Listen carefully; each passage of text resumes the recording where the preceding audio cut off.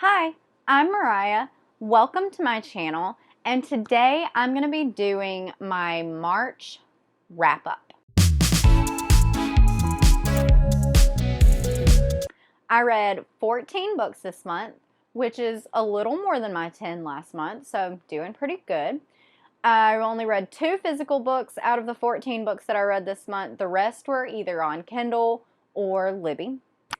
And yeah. Oh, I think I'm going to stop rating books. I feel like I'm such a visceral rater. Like, as soon as I'm done with the book, I rate it.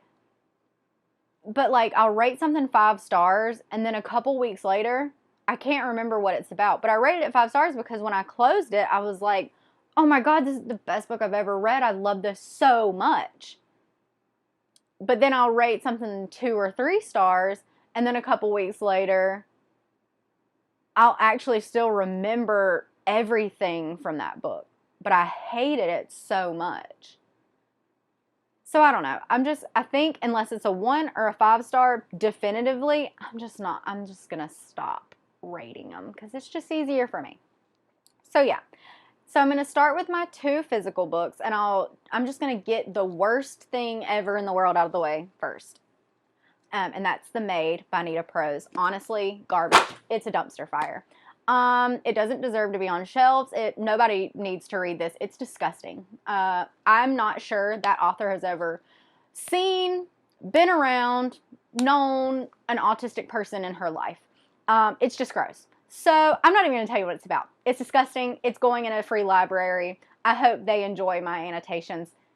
It's the worst thing I've ever read. On the opposite end of that spectrum, 5 stars. The Ravens by Cass Morgan and Daniel Page.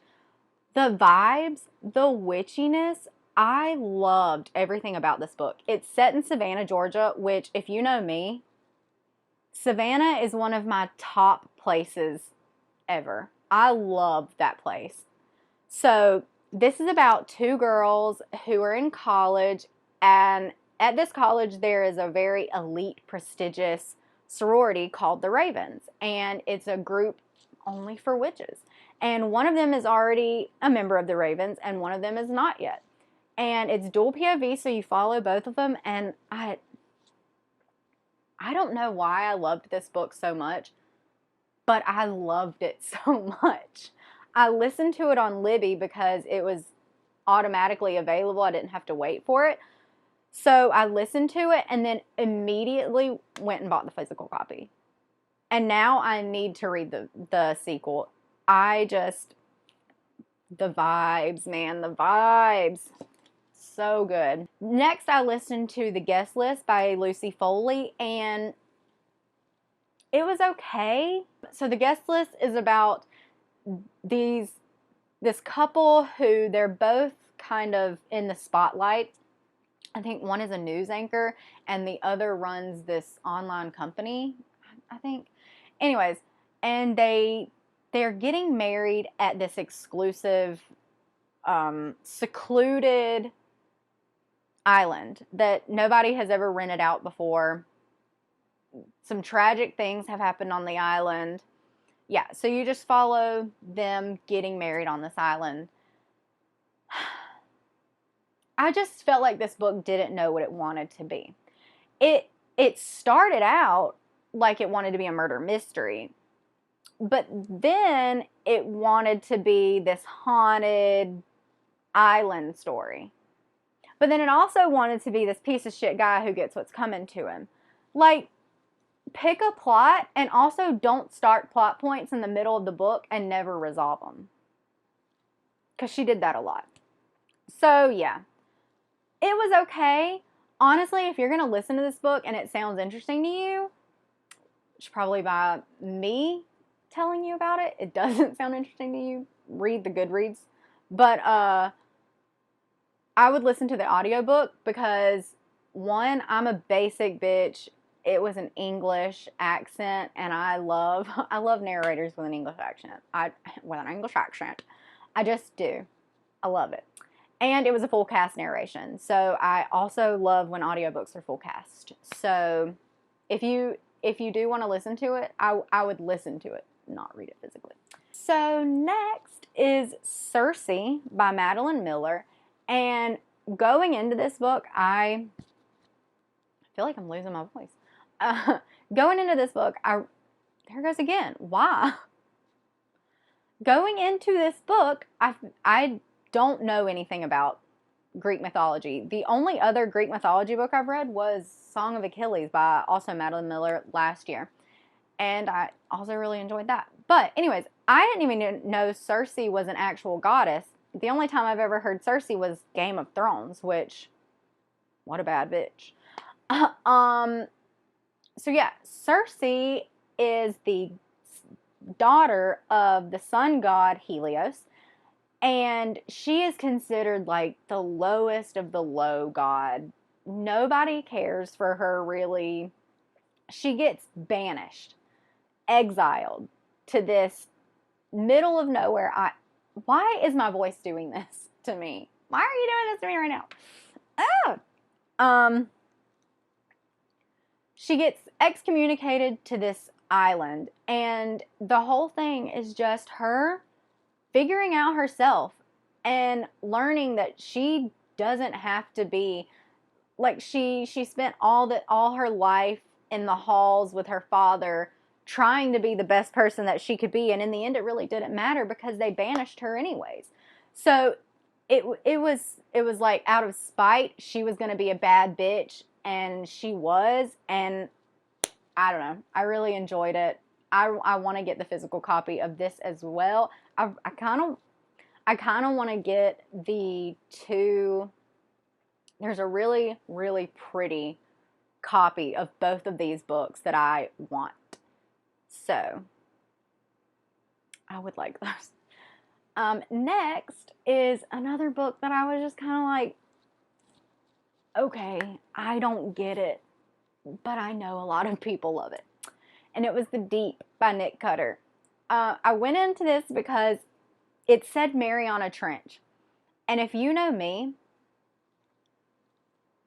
the ocean, the depths, you know those pictures of people and their little legs? And it's just like the blackness of the expansive big ocean. No, thank you. I hate it. No. No, I hate it so much. So I thought, oh, this is going to creep me out. And I hated the troop. So I wanted to give Nick Cutter another choice. I just feel like his books are very cliche. I don't know if the people who love reading his books don't love watching horror movies, because I don't know. I just feel like all of his books, his premises are very cliche and overdone. Like, I wanted to feel like I was in the depths of the ocean, right? And to me, it was just another, like, we went crazy in a substation, oh no, kind of book. So yeah. But he does do body horror, like, ugh, amazingly and disgustingly. Talking about things coming out of people's skulls and insects. No. So, essentially, The Deep is about this guy who's a vet tech who gets this message from his brother, his estranged brother, who wants him to come down to the bottom of the Mariana Trench to help with this mission. And the bottom of the trench apparently has this stuff that is supposed to help the human race because there's a virus or something going around that has affected everybody. It's a sickness and everybody's dying. So this stuff at the bottom of the ocean is gonna maybe save the world. So yeah, that's the premise. It did nothing for me. Like I said, except for the body horror, because ew. Okay, the next is I read 1 through 5 of the Veronica Speedwell books, and they were all 5 out of 5. That's 100% facts. I did not think I was going to like this series at all. It's a historical fiction. It's a romance. 2 things, not a fan of. But, unless it's smut. I can do a smut book, but like, I don't know what it is about just like regular cheesy romances. I hate them. I just, so stupid. So yeah.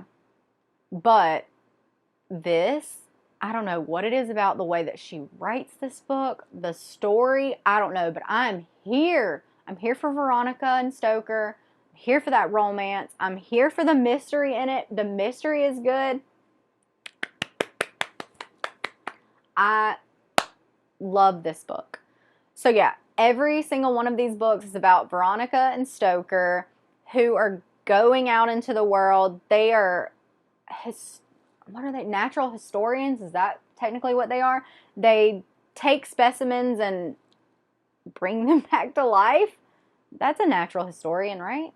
They own a museum, and somehow they get wrapped up into a mystery that they have to solve throughout the whole book. And the best part to me about all of the books is the romance, because oh my god, it's just so cute.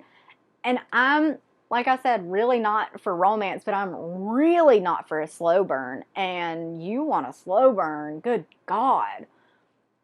But it's the best kind of slow burn. It's so good. And another audiobook that has an English accent. Hello? I'm basic. I'm a basic ass American who loves a British accent. It is what it is. But yeah, 1 through 5. The only reason I haven't read the other 2 yet is because I've been waiting on them on Libby. And I just got number 6 like last week. So I'm starting that. I'm in the middle of Sex Cult Nun right now, which is really fucking my head up. But yeah. Anyways, so the next book I read was Black Flamingo by Dean Ada. Ada? I hope I'm saying that right. I'm probably not. It's like there's a piece of hair flying around me. Anyways, so Black Flamingo, this was a beautiful book. It was beautiful. It was written like poetry, and it's just about this boy's life living as a black gay man as a teenager, and his childhood, and just all the fucked up shit that had to happen to him because people are shitty and homophobic just because somebody is gay, and just because he's gay and black. It breaks my heart. I cried so much reading this book. It's horrible. It's beautiful, but it was horrible. And it also just made me think a lot about my personal friends that had to go through this when we were in high school. Because if you can't tell from this accent, I'm from Georgia and the deep South. This shit still happens. People are disgusting. They hate you because of your skin color, because of who you love, because of just a ton of things that you will never be able to change, because it's just who you are anatomically. And there's so much hate. So much hate. It's heartbreaking that it still happens in freaking 2022. But that's a different discussion for a different day. Anyways, I think everybody should read this. It was beautiful, heartbreaking. So many good things in this book too. I have so many highlighted notes in my Kindle from this book. So good. Read it. Please read it. It was amazing. Opposite spectrum, completely opposite spectrum. I read Man, Fuck This House. This book was wild. Like, obviously from the title, you can gather it's gonna be like edgy, humor. You expect it to be humorous. And it definitely was. It was like sci-fi, but not really. It was like a demonic house, but not really. It was like a demonic child, but not really at all. It was amazing. And I loved it. And I still don't understand, really, a lot of it. But it was great. Yeah, Man Fuck This House. It's about this family who moves into this house, this inconspicuous house, in this cul-de-sac, and things happen. This house has sentience. It's kind of like Smart House, in a way, but not really. Yeah, so it really weird book, but really fun. Next, I listened to Run, Rose, Run, which I enjoyed. I enjoyed because it was narrated by Dolly Parton. I think I would have really enjoyed if the whole thriller part of the book just got cut out, which sounds really stupid because it's a Dolly Parton, James Patterson book. But to me, personally, I feel like Dolly Parton came up with the story, and then James Patterson just had to like shoehorn a thriller plot in the middle of that. I hope that makes sense. But yeah, it was about this girl named Annie Lee, which hate that name. I'm sorry, but I just don't like that name. I'm sorry. Annie Lee and Ruthie Ann, another great name. And it's about Annie Lee's come up in country music in Nashville. And it's also this backstory about who is Annie Lee really. That part, like I said, neither here nor there. I just felt like it had to have a thriller part because it's James Patterson, but it was not great. I really, really enjoyed the music, songwriting, the touring aspect, all of that I loved. The thriller part, I didn't. Do with that what you will.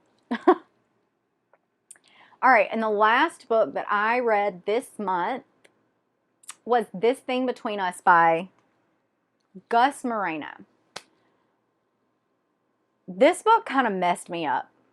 I read this when my partner was in Alaska. He has to go to Alaska for weeks at a time for his job.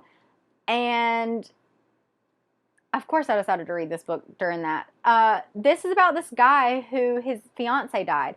And the whole book is kind of like him writing to her. Like he's saying, me and your mother did this and your father. And it's like him coping and dealing with his life after this loss of this person he thought he was going to spend forever with, and all of these things that go with that. And then there's also this really creepy aspect to it too, of his weird ass Alexa on the fritz, and it creeped me out. The ending really didn't. I still don't understand, but I feel like I'm in the same group as a lot of people reading Goodreads. Not many people understand the end, and I'm definitely in that camp. I don't get it, but it was a great book. I loved it. So yeah, anyways, that is everything that I read this month in March.